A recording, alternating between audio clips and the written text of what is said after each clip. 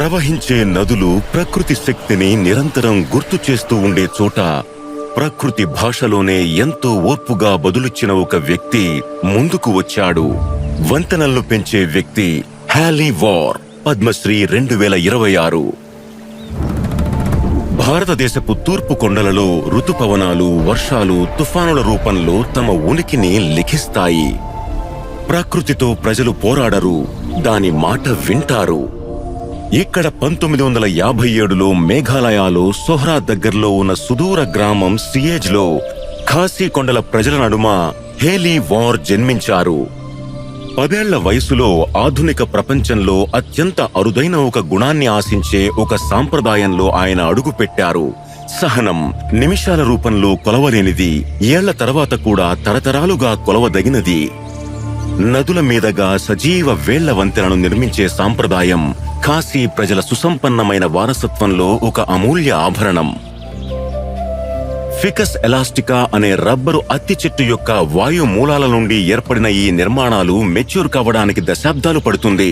అవి మెలితిరుగుతూ బలపడుతూ పెరుగుతాయి, అడవిలో అంతర్భాగంగా మారిపోతాయి.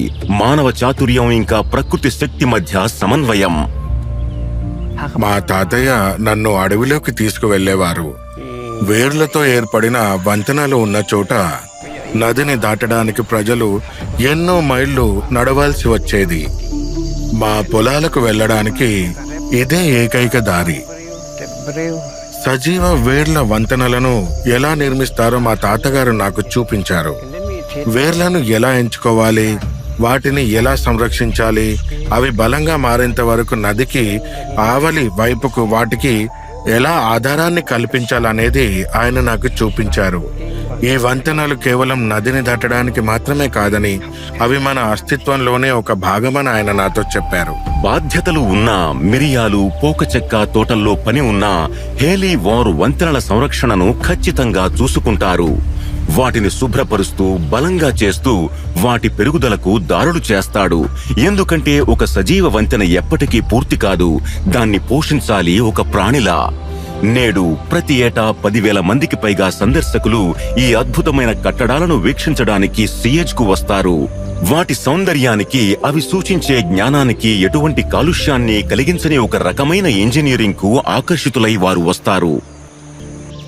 మేఘాలయలో మేము మా సంప్రదాయాలకు విలువనిస్తూ ఈ సజీవ వేర్ల వంతెనలను పరిరక్షించడానికి ప్రయత్నిస్తున్నందుకు నాకు సంతోషంగా ఉంది. ఇది నాకు మాత్రమే కాదు, నా కుటుంబానికి, నా గ్రామానికి, అంతేకాకుండా మా తాతగారికి, అలాగే ప్రకృతితో పోరాడమే కాకుండా దానితో కలిసి జీవించడమే. ఆ మార్గాన్ని నాకు నేర్పించిన నా తండ్రికి కూడా నేను గౌరవాన్నిస్తున్నాను. శ్రీ హేలీ వార్, పద్మశ్రీ 2026. 100 కోటి వందనాలు.